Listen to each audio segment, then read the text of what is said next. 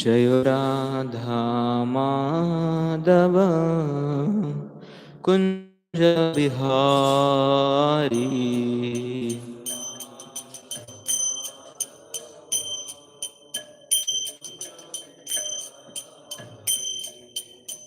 गोपी जन वल्लभ गिरिवरधारी।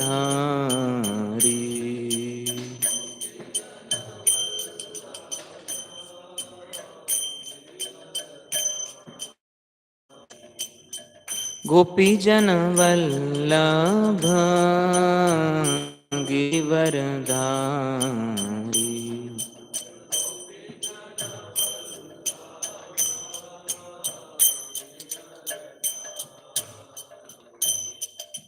यशोदानंदन ब्रज जन रंजन।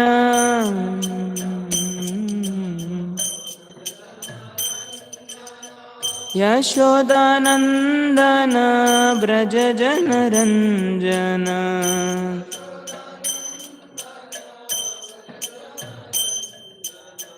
यमुना तीरवनचारी।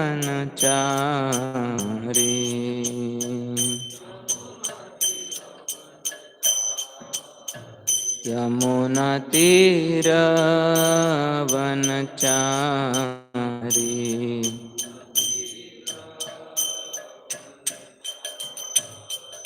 जय राधा माधव कुंज बिहारी।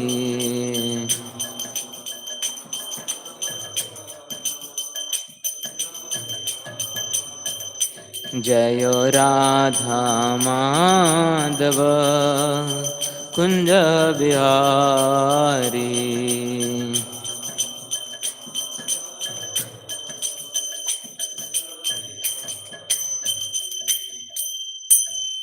जय श्री निताय गौरचंद्र भगवान की, श्रील प्रभुपाद की, हरिनाम संकीर्तन की। ओम नमो भगवते वासुदेवाय।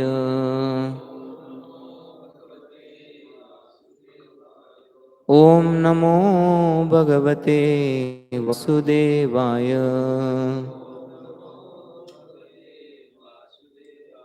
ओम नमो भगवते वासुदेवाय।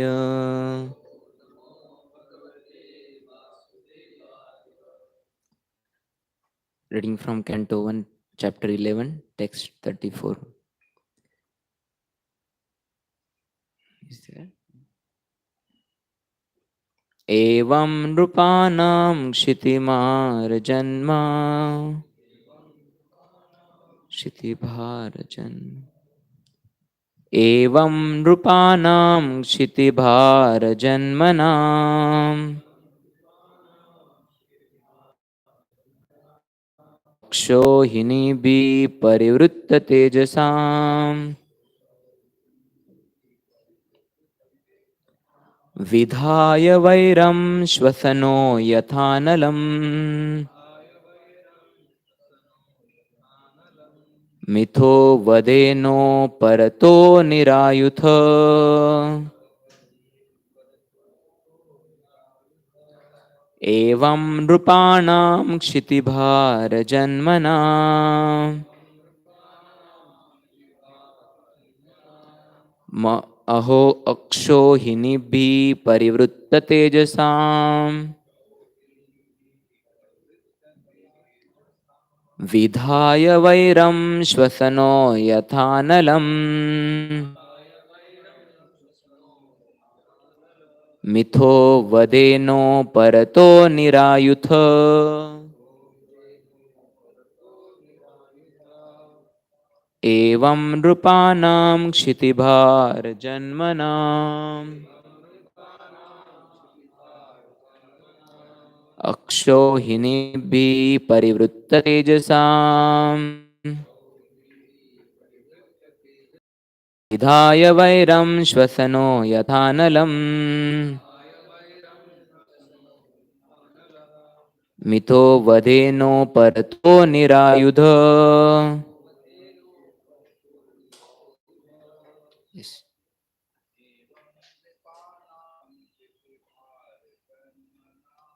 evam nṛpāṇāṁ kṣiti-bhāra-janmanām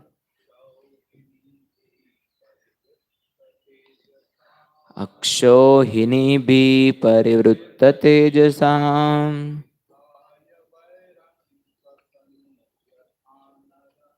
vidhāya vairam śvasano yathānalaṁ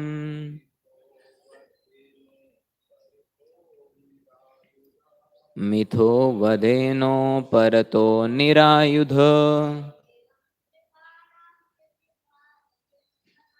evaṁ nṛpāṇāṁ kṣiti-bhāra-janmanām akṣauhiṇībhiḥ parivṛtta-tejasām vidhāya vairaṁ śvasano yathānalaṁ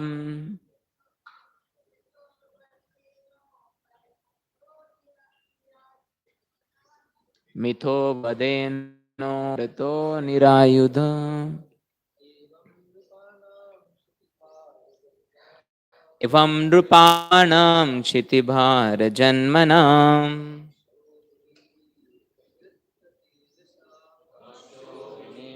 parivṛtta-tejasām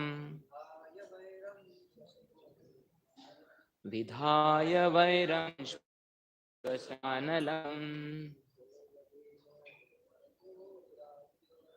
mitho vadhenoparato nirāyudhaḥ.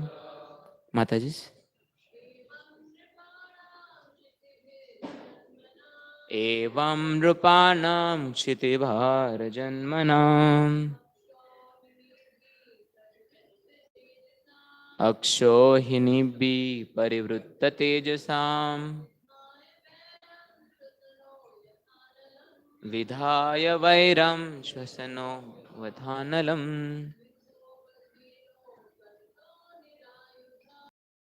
vadhenoparato nirāyudhaḥ. Word to word meaning.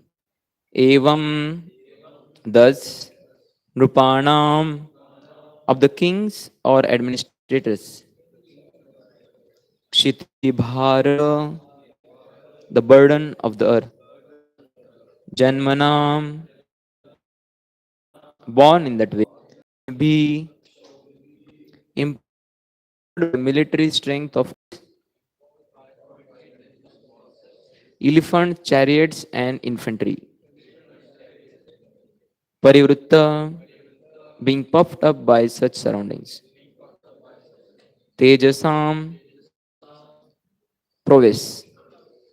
Vidhāya, having created. Vairam, hostility. Śvasana, interaction of wind and the pipe plants. Yathā, as it is. Analam, fire. Mitha, with one another. Vadhena, by killing them. Uparataḥ, relieved. Nirāyudhaḥ, by himself without being by himself without being a party to such fighting. Translation and purport of Divine Grace A.C. Bhaktivedanta Swami Srila Prabhupada ki.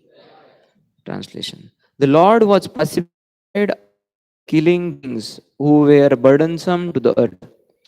They were popped up, their military strength, their horses, elephants, chariots, infantry, etc. He himself was not a party in the fight. He simply created a hostility between the powerful administrators and they fought among themselves. He was like the wind which causes friction between bamboos and so sparks a fire. Purport. Still big purport. As stated above, the living beings are not factual enjoyers of things which are manifested as God's creation. The Lord is the genuine proprietor and enjoyer of everything manifested in His creation. Unfortunately, influenced by the deluding energy, the living being becomes a false enjoyer under the dictation of the modes of nature. Popped up by such a false sense of becoming God, the deluded living entity increases its material strength by so many activities and thus becomes the burden of the earth. So much so that the earth becomes completely uninhabitable by the same. This state of affairs is called dharmasya glani, or misuse of the energy of the human being. When such misuse of human energy is prominent, the sinner living beings become perturbed by the awkward situation created by the vicious administrators, who are simply burden of the earth. And the Lord appears by his eternal potency just to save the sinner section of humanity and to elevate the burden due to the earthly administrators in different parts of the world. He does not favor either of the unwanted administrators, but by his potential power, he creates hostility between such unwanted administrators, as the air creates fire in the forest by the friction of the bamboos. The fire in the forest takes place automatically by the forces of the air, and similarly, the hostility between different groups of politicians takes place by the unseen design of the Lord. The unwanted administrator, puffed up by false power and military strength, thus become engaged in fighting among themselves over ideological conflicts and so exhaust themselves of all powers. The history of the world reflects this factual will of the Lord, and it will continue to be enacted until the living beings are attached to the service to the Lord. In the Bhagavad Gita, this fact is very vividly described. Bhagavad Gita 7:14. It is said the deluded energy of my potency, and thus it is not possible for the dependent living beings to supersede the strength of the material modes. But those who take shelter in me can cross over the gigantic ocean of material energy. This means that no one can establish peace and prosperity in the world by fruitive activities or by speculative philosophy or ideology.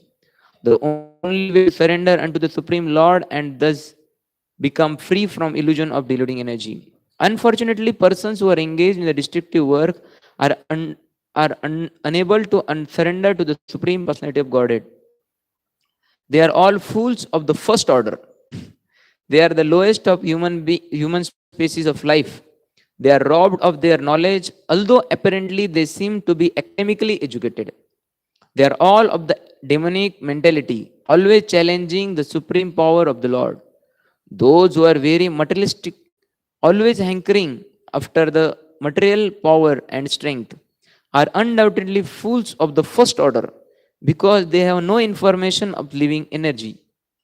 And being ignorant of the supreme spiritual science, they are absorbed in material science, which ends with the end of the material body. They are of the lowest of human beings because the human life is essentially meant for re-establishing the lost relationship with the Lord. And they miss this opportunity by being engaged in material activities.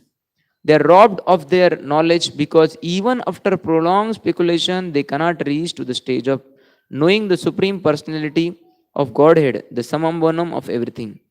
And all of them are men of demonic principle, and they suffer the consequences, as did such materialist heroes as Ravana, Hiranyakashipu, Kamsa, and others. Srila Prabhupada ki jai. ओम अज्ञानतिमिरन्धस्य ज्ञानाञ्जनशलाकया चक्षुरुन्मिलितं येन तस्मै श्रीगुरुवे नमः। श्रीचैतन्यमनोभीष्टं स्थापितं येन भूतले स्वयं रूपकदा मह्यं ददाति स्वपदान्तिकं। वन्देऽहं श्रीगुरो श्रीयुतापदकमलं श्रीगुरोन् वैष्णवां च श्रीरूपं सागरजातान् सहगण रघुनाथां नितं तं सजीवं साद्वैतं सावधूतं परिजना सहितं कृष्णचैतन्यदेवं श्रीराधा कृष्णपादान् सहगण ललिता श्रीविशाखान्वितं च नमो विष्णुपदाय कृष्णप्रेष्ठाय भूतले श्रीमते भक्तिवेदान्त स्वामिनिति नामिने नमस्ते सारस्वते देवे गौरवाणी प्रचारिणे निर्विशेष शून्यवादी पाश्चात्य देशतारिणे नमो महावदन्याय कृष्ण प्रेम प्रदायते कृष्णाय कृष्ण चैतन्य नामिने गौरतुसे नमः। हे कृष्ण करुणा सिंधु दीनबंधु जगतपते गोपेश गोपिका कांत राधा कांत नमस्तुते तप्त कांचन गौरांगी राधे वृंदावनेश्वरी वृषभानुसुते देवी प्रणमामि हरिप्रिये वाञ्छाकल्पतरुभ्यश्च कृपा सिन्धुभ्यैव च पतितानां पावनेभ्यो वैष्णवेभ्यो नमो नमः। जय श्री कृष्ण चैतन्य प्रभु नित्यानंद श्री अद्वैत गदाधर श्रीवासादि गौर भक्तवृंद।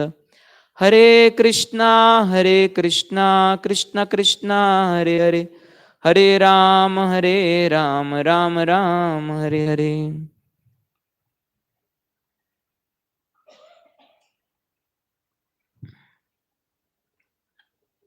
Hare Krishna. So I seek blessings of all the Vaishnavas so that I can speak on the subject matter of Bhagavatam on glorification of the Lord for the purification of my heart that will please all the Vaishnavas.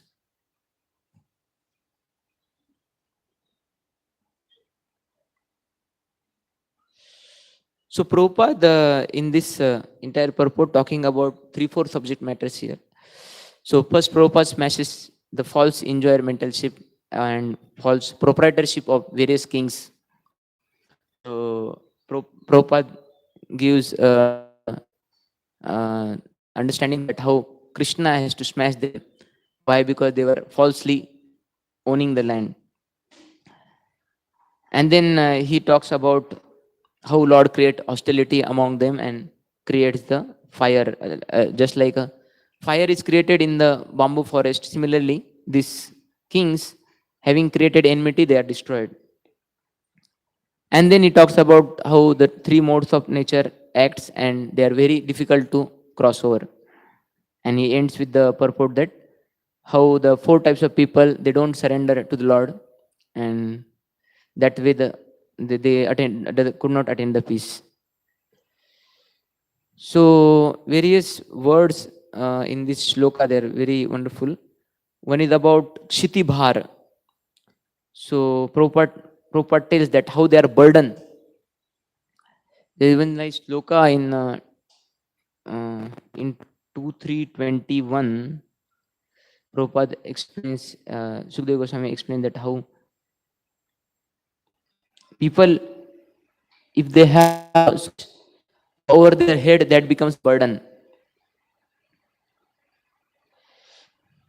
Before that, I will just, you can take just the 118.14. Before that, just for the glorification of the Srimad Bhagavatam, Sukadeva Goswami, when he was narrating, just before that in 18th chapter, Sutta Goswami praises Sutta Goswami and all the other sages, they praises Sukadeva Goswami to about Sukadeva Goswami before he's speaking. So you can take that, yeah. You can take the previous one, 18.4, 118. Yeah. So in 14 shloka of 18th chapter, this very nice shloka comes. You can take the shloka. Yeah. He says, Konam truppet rasvit kathayam mahattam ekayasya nantam gunanam agunasya jagmu yogeshwaraye bhavapad padma mukhya. So he kind of challenges that को नाम तृप्येत, tell me the name, कौन है जो तृप्त हो गया, ऐसा like that is telling. Who is there, he can become satisfied by hearing the Krishna katha. Whose katha it is? It is katha of that Lord who is agunasya. He don't have material gunas, material qualities, and his spiritual qualities are ananta. Anta gunanam. There is no anta, nanta. There is no end to his qualities. That Lord who is worshipped by Bhava Padma Mukhya. Bhava means Lord Shiva, and Padma means one who took birth on lotus, that is Brahmaji. So Brahma and Shivji is worshipping that Lord. That Lord's qualities are infinite. Nantam Gunanam. There is no end to these qualities. That Lord's katha is very sweet to hear. So please tell me the name. Generally means devotees, if they have to come for like big feast, they come with big glass sometimes. because they said, I already have this much appetite. So yeah, tell me who will be satisfied by taking small amount of amras, not namras. They're more inclined for namras. So like that they're challenging. Tell me who will be satisfied by hearing small amount of Krishna Katha. And then next loka he said that Tanno Bhavanvai Bhagvat Pradano. It is not that we are only eager, you are also very qualified. Tanno Bhavanvai Bhagvat Pradano. You are a Pradhan, the chief among those who glorify the Lord. Mahattam ekanta paranasya harerudaram charitam vishuddho. So first thing they are telling that we are eager to hear. Then second thing that, oh, you are very qualified. And then third thing they are telling that, and the subject matter what you are going to speak, the personality about whom you are going to speak, he is also so wonderful. Harerudaram charitam vishuddham shushrurnatamno vitanotu vidvan. And that's why we are eager to hear. So he doesn't say initially only, you just see, we are so qualified to hear. Because these are three qualifications. The subject matter should be about Lord Krishna. People who are hearing, they should be very eager to hear. And the person who is speaking, he should be speaking about Lord and his Bhagavad Pradana.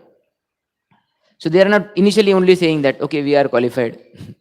But they are telling at the end, Shushrunatano vitanotu vidvan, that we are very eager. So in this loka, they are telling, while describing how Lord meets different queens, then with next loka, this section will end, and then we will have another section of praising the quality or character of the Supreme Lord. So here it is being said that kṣiti-bhāra-janmanām. Kṣiti-bhāra. So these all kings were burdened to the earth. So who is burden? It is not that some population rise happened and that becomes burden. So in 2:3:21, this shloka comes that bharam param patta kirita justam. Bhudevi herself, she himself telling that who are the burden to me.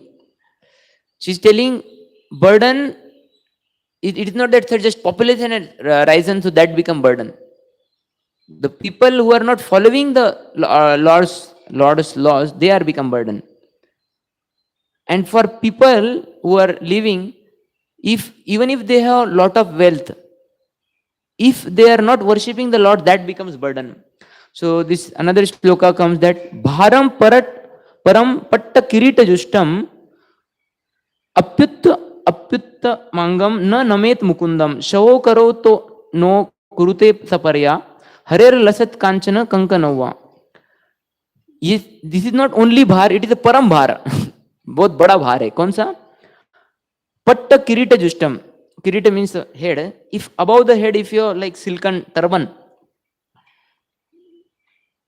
Uttama angam. Uttama angam is the highest of the anga, that is our head. For head, that turban becomes the burden. When that head is not bowing down to the Lord, na namet mukundam, when he is not bowing down to Mukunda, and his hands karo, if they are not being worshipped to the Lord, kurute saparya, if they are not doing worship of the Lord Hare, then that hands are like they are just shavo. Shavo means shav. We say na, when somebody died, then his body, we say shav hai, usko leke chalo, like that. Even though you say, okay, while he was alive, that time his hands were like decorated with kachana kankar, different ornaments. People keep lot of earrings like that. It is not a glory of that hand that he is having so many ornaments. But if they are not worshipping the Lord, like just a shavo. It is just a shavo. So that is why worshipping the Lord, bowing down to the Lord is very much important. Otherwise, it is just a burden. So in third canto, in the purport to the you may not take the shloka. In the third canto, third chapter, 14th shloka, there is a wonderful purport Prabhupada writes. And Prabhupada writes that Bhumi is having a burden not of this so much population, but because people who don't follow the laws. And Vishwanath Chakravarti Thakur tells in purport to this that if somebody is very loving to us, then it is not a burden. Just like he gives 3 examples. Husband's duty is not a burden to the young wife. Child's taking care of child is not a burden to the mother. Or suppose somebody tells you, take the bag of big bag of stones, that will become burden. But if somebody tells you the big suitcase of full of gold biscuits, then that will not be the burden. So 3 examples Vishwanath Chakravarti tells that if something very dear to us, then that is, even though it is very heavy, that is not a burden. Similarly, it's not a burden to them. So this is about kṣiti-bhāra-janmanām. So all these kings, those who are not following the laws, they become burdens. Then ahead is telling about akṣauhiṇī, that they all are having akṣauhiṇī sena. So in purport to 9:15:30, Prabhupada explains, Prabhupada takes out that what is this akṣauhiṇī sena. See, this akṣauhiṇī sena is not just, okay, something big number, something like very big number, million, trillions, which we just hear. Actually, he gives a calculation from Mahabharata that what is the mean of akṣauhiṇī sena. So he quotes the shloka from Mahabharata Adi Parva, and then it's in its meaning, you can go down, it says that how the number akṣauhiṇī comes. So 1 chariot, 1 elephant, 5 infantry soldiers, that comes. Okay, I will take here. 9, 15. Yeah. So he says that 1 chariot, 1 elephant, 5 infantry soldiers, and 3 horses is called as patti. Okay. Then 3 times patti is senamukh. Then 3 times senamukh is 1 gulma. 3 gulma is called as 1 gana. 3 gana is called as 1 vahini. 3 vahini have been referred by as 1 pratna. 3 pratna equal to 1 chamu. Generally we say very small crowd is there in Marathi, they say chamu. But it's a very big word actually. So, and then 3 chamus equal to 1 anikini. And 10 anikini is 1 akṣauhiṇī. So by that calculation, 1 akṣauhiṇī comes 21,870 chariots, right? Total 1,09,350 infantry soldiers and 65,610 horses. So that is the part of 1 akṣauhiṇī. And in Mahabharata, how many akṣauhiṇī sena left their bodies? 18, like 7 from Pandava's side and 11 from Kaurava's side. So this big, so they were having all those kings who were being killed, they were having akṣauhiṇī senas, and with that thing they were occupying the land. It is general characteristic of any demon. Generally, you see that they will first collect some land, then they will enjoy with www, they say, na? Word, whether it is a Hiranyakashipu, like Prabhupada mentioned in the end part of the purport. And then he is telling that Krishna created a fire among them, just like a fire of political war. Just like a bamboo tree, they have a fire created by the wind. Like that, Krishna created war among themselves. Anyway, in material word, samsara dava agni, by the burning. If that is not there, then other creates fire. Some kind of fire will always remain. And so one scientist was telling that generally MD is there, he manages things without going into the subject matters, but he overlooks the things. He sees, okay, whether things had happened or not. Where, well, okay, cheap person, vice president is doing things or not, like that. So he overlook the things and then make the thing happen. And if we extend that, then Krishna is such a personality, he don't have to look also. Just by his desire things are happen. So he's really God. Because he don't have to even supervise the things. So yeah, so Krishna did so many things, it is without his intervention. He says swabhaviki jnana bala kriyascha. So about various kings, Prabhupada used to very often said Alexander the Great. Prabhupada said Alexander the Great. So once what happened, Alexander was going and as usual conquering the lands, and he caught one thief. And when he was brought in front of Alexander, he said that thief was asking forgiveness. Then it was not working. Then what he said, Alexander, O king, what is the difference between me and you? You are also taking something which is not belongs to you, and I am also taking something which is not belong to me. So one sense, you are also thief and I am also thief. So Prabhupada used to say that he was a big thief actually, Alexander. He was conquering countries, and the small thieves, they take something without the permission of their owner. So Prabhupada was telling that he was a big thief. And sometimes Prabhupada used to use Alexander to tell devotees that don't just take the temples and leave it. Because you don't make me Alexander. Alexander is to make things and after going ahead, the previous country used to be taken over by the people there. So Prabhupada used to say, don't make me Alexander in other sense.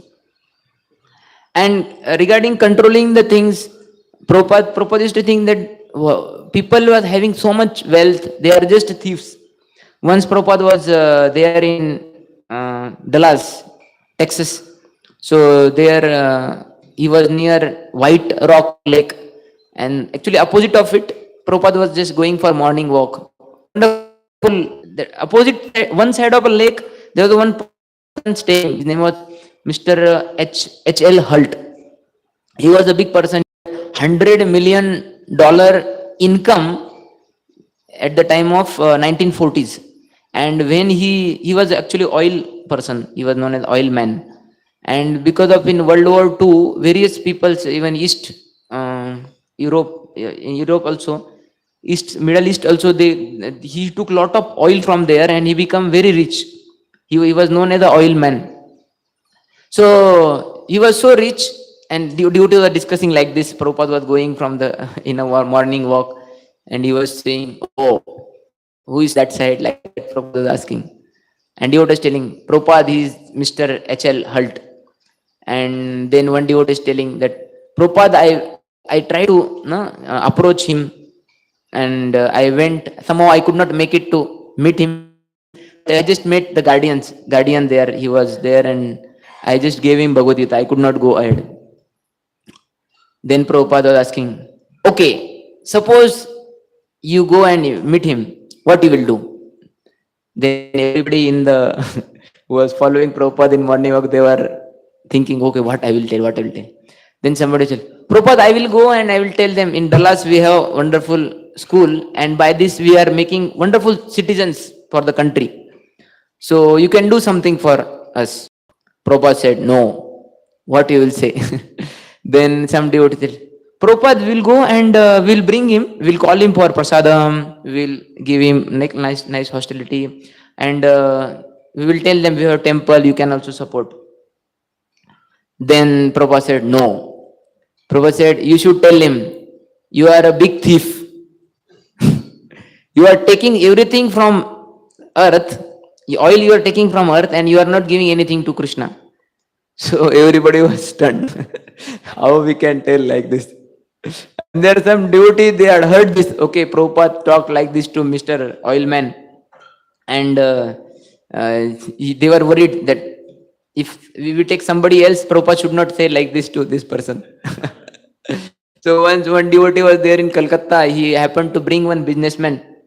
So Prabhupada was there with Jayapataka Maharaj, with other life members. So he brought one more life member, and he was a businessman.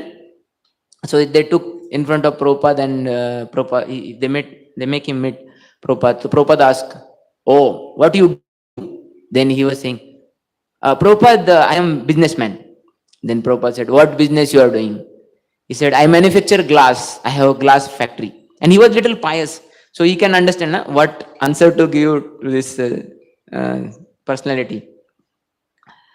Then Prabhupada said, "Oh, so how do you manufacture glass?" So then he said, "Well, glass is made from silicon, which is sand. So I just take sand from river." Then Prabhupada said, "So who owns the sand?" They said, "Oh, Swamiji, Bhagwan owns the sand." Because he understood where the discussion is going. Then Prabhupada immediately, "Oh, means you are stealing sand, Bhagwan's sand, huh?"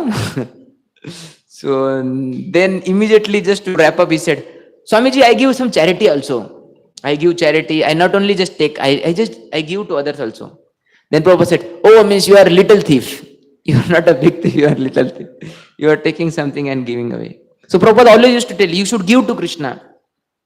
Then you will be peaceful. One gentleman came in Delhi and he was telling, "Swamiji, I have this, I have that factory, I have that, but I am not peaceful." Prabhupada said, "Really?" He said, "Yes."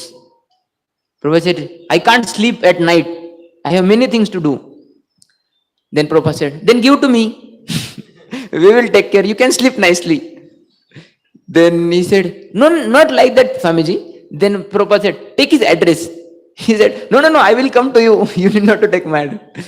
Prabhupada said, "You can come anytime, but we will also come to you anytime, right?" So then Prabhupada said, "Still take his address." And somehow he has to Prabhupada dragged him and to get it address actually. And the devotee wrote down his address.